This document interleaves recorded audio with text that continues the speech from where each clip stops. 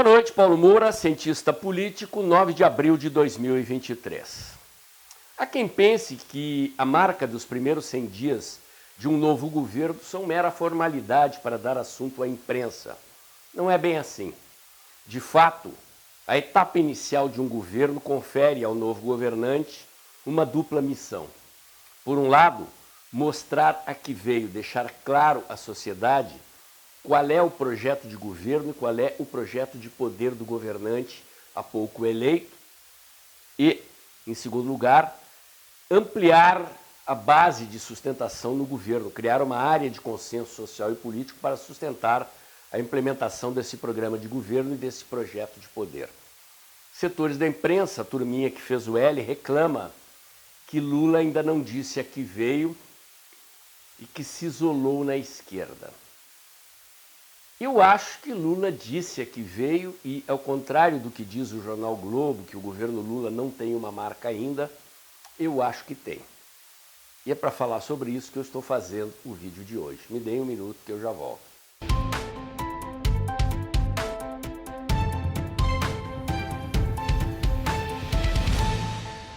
Pessoal, antes de entrar no assunto, dois recadinhos rápidos. Em primeiro lugar, nessa terça-feira, dia 11, às 20 horas, vou fazer uma live aqui no canal, uma live aberta a todos os seguidores. O meu convidado é Paulo Ebel, empresário e advogado. Paulo Ebel foi secretário de Desburocratização e Governo Digital do governo do presidente Bolsonaro, integrou a equipe do ministro Paulo Guedes, atua hoje na área do saneamento e vai nos falar como era o sistema de saneamento brasileiro antes do governo do presidente Bolsonaro, como ficou em função das mudanças que o governo do presidente Bolsonaro implementou e como o PT quer deixá-lo com os decretos que Lula fez tentando revogar o novo marco do saneamento.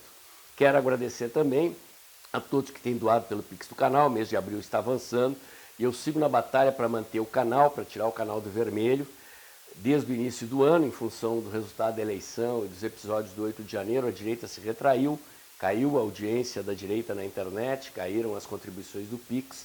Se você puder pingar o seu Pix de abril e voltar a pingar mensalmente, eu agradeço. Muito bem, gente.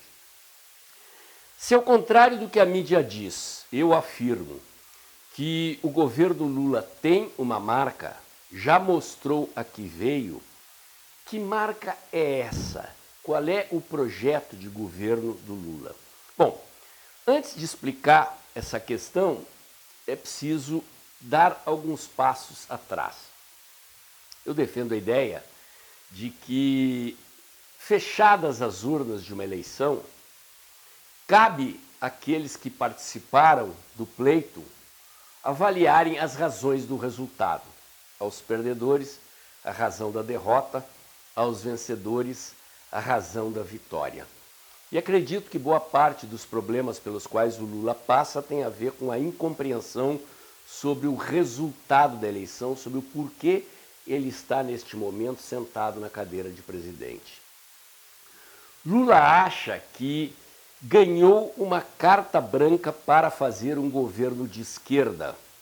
Para ele, é como se esses 6 anos de intervalo entre o impeachment da Dilma e a volta dele à presidência da República não tivessem existido, ou pelo menos ele pretende deletar este período da história do Brasil como se nada tivesse acontecido, e muita coisa aconteceu.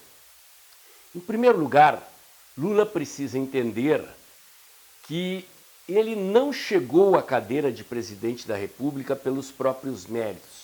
Eu já expliquei isso aqui em outras oportunidades.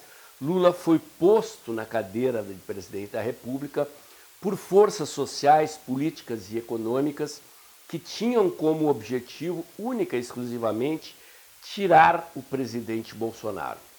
E essas forças políticas não são necessariamente caudatárias de uma agenda econômica e política de esquerda como pretende Lula. Lula, portanto, é um presidente fraco, não conquistou o poder pelos próprios méritos, mas foi posto nesta cadeira por interesse e ação de terceiros. Consequentemente, a sua posição e a sua condição são vulneráveis. E ao contrário do que Lula imagina ou gostaria que acontecesse, muita coisa ocorreu no Brasil entre o impeachment de Dilma Rousseff e a chegada de Lula pela terceira vez à presidência da República. E o que aconteceu, do ponto de vista de uma sociologia política desse período, é que a sociedade brasileira veio mais para a direita.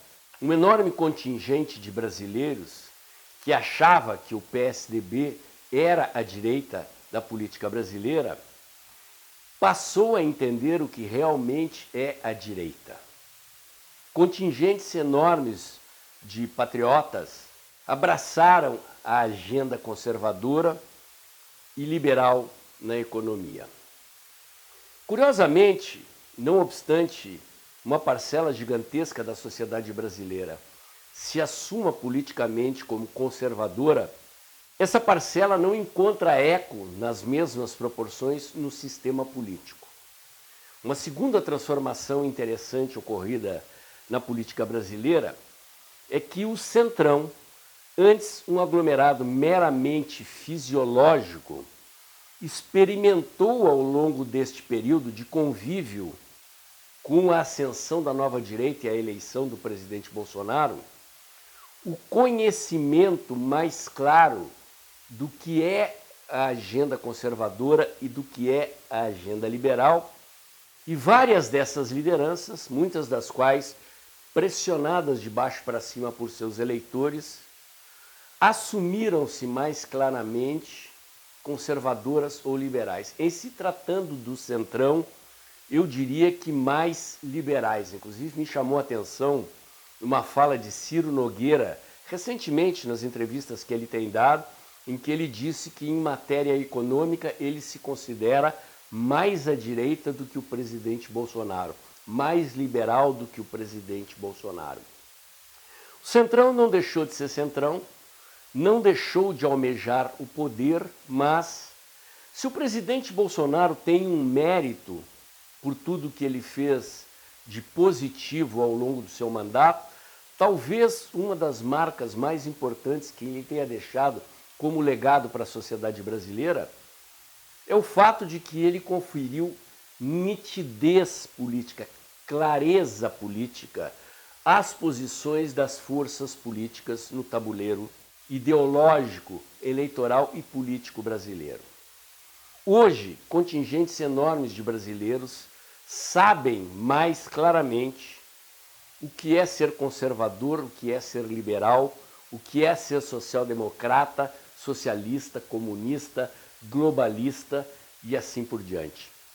E esta nitidez forçou um posicionamento mais claro dos agentes políticos que sofrem pressão da sociedade, e o Congresso é uma caixa de ressonância da sociedade, isso é um jargão repetido claramente, mas para mim nunca ficou tão claro como está claro hoje que o Centrão possui um razoável grau de consenso em torno da agenda liberal.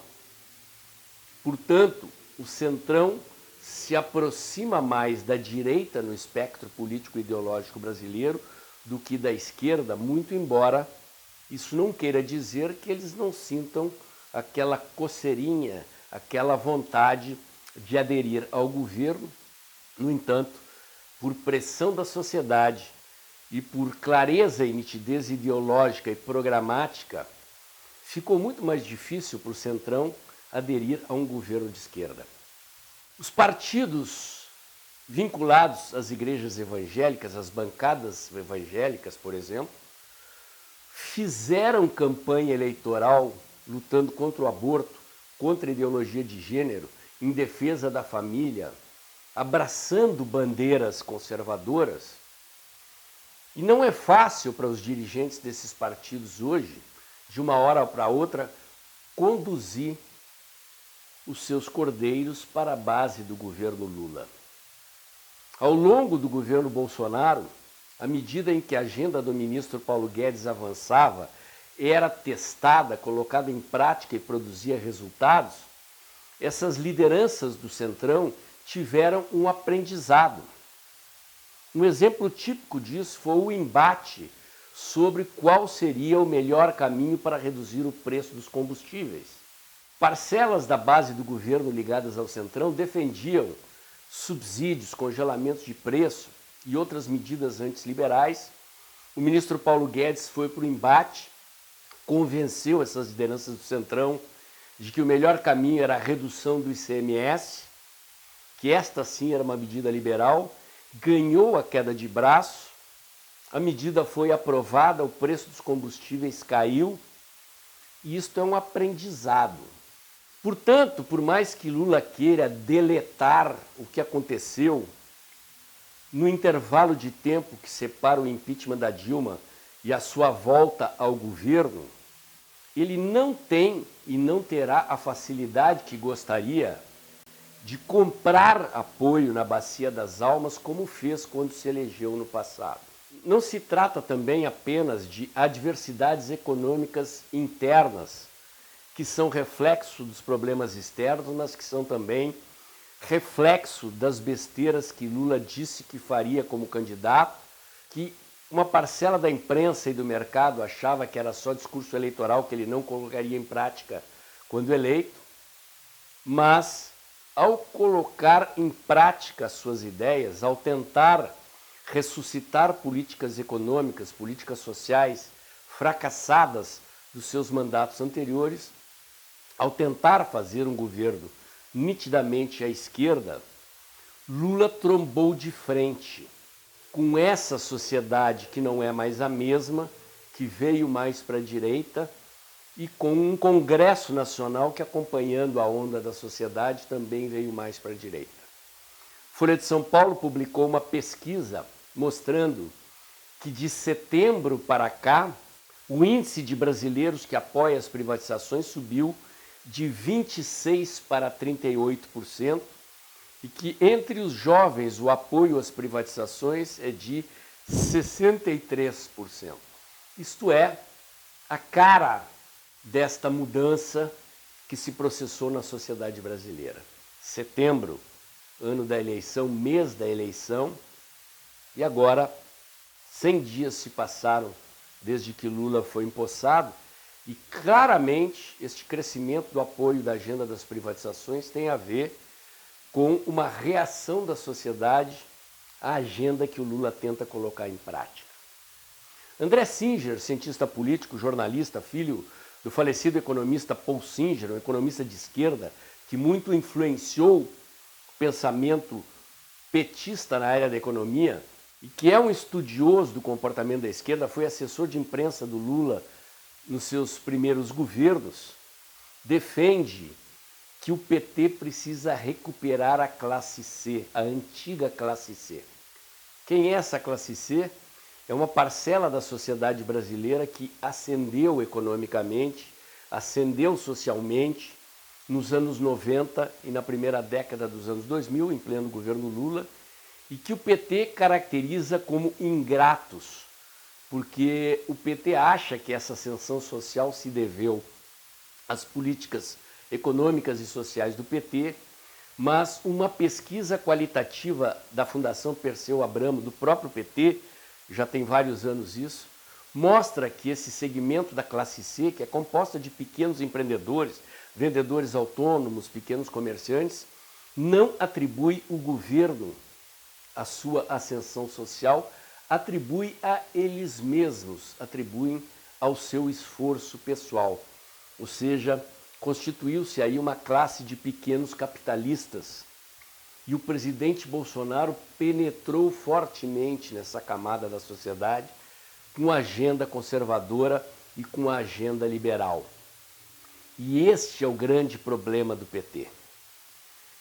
Ao achar que venceu a eleição e ao achar que recebeu carta branca para governar, Lula trombou de frente com uma sociedade que não avaliza essa agenda de esquerda e, consequentemente, isolou-se na esquerda, empurrando para a direita todo esse segmento social, inclusive de gente que votou no Lula apenas porque não gostava do presidente Bolsonaro, embora aprovasse sua agenda. Hoje, Lula é objeto de pressão na imprensa por estar contrariando a agenda liberal e o Centrão manda seus recados. Arthur Lira avisando que o marco do saneamento não pode ser alterado por decreto, que terá que ser atualizado por projeto de lei e defendendo os avanços acontecidos no governo do presidente Bolsonaro. E Ciro Nogueira, presidente do PP, expoente do Centrão, que se mantém no campo da oposição, dizendo claramente que, como está, o arcabouço fiscal não passa. Ao contrário, portanto, do que dizem segmentos da imprensa e da elite econômica que fez o L, Lula sim mostrou a que veio. Ele quer porque quer impor à sociedade brasileira uma agenda de esquerda e a sua grande realização nesses primeiros 100 dias de governo foi tornar claro que a sociedade brasileira não está disposta a conferir carta branca ao Lula para levar adiante o seu projeto de poder e o seu programa de governo.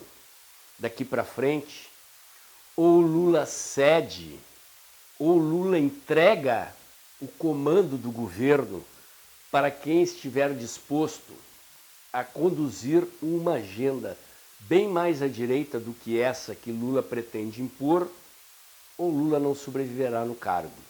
O meu comentário de hoje era esse. Se você gostou, curte, comenta e compartilha. Bota o dedãozinho lá. Aperta o sininho para o YouTube avisar você quando tem vídeo novo no canal. Inscreva-se aqui no meu canal. Inscreva-se também nos meus canais alternativos nas outras redes sociais. Acompanhe meus comentários diários no canal Tempo e Dinheiro, do jornalista João Batista Olive, de segunda a sexta-feira, um pouco antes das 2 da tarde. E lembre-se que o vídeo está terminando, abril está avançando.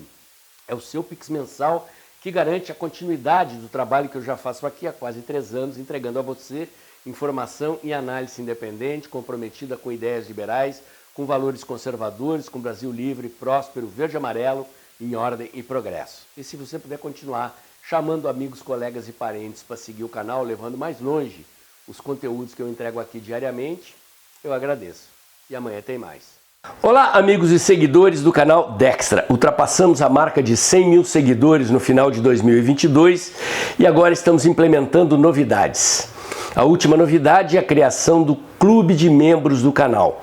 Por apenas R$ 4,99 por mês, você terá acesso a conteúdos exclusivos, 4 lives mensais, com direito a perguntas e respostas para aprofundar e esclarecer aquilo que você gostaria de entender melhor no cenário político brasileiro e internacional. Um detalhe, o botão Seja Membro não aparece para quem tem iPhone. Então, se você tem um telefone da Apple, entre no site através do seu navegador no computador e clique no botão Seja Membro. Aos usuários de outros sistemas operacionais, o botão Seja Membro aparece normalmente. Conto com vocês, apareçam lá no Clube de Membros do canal Dextra.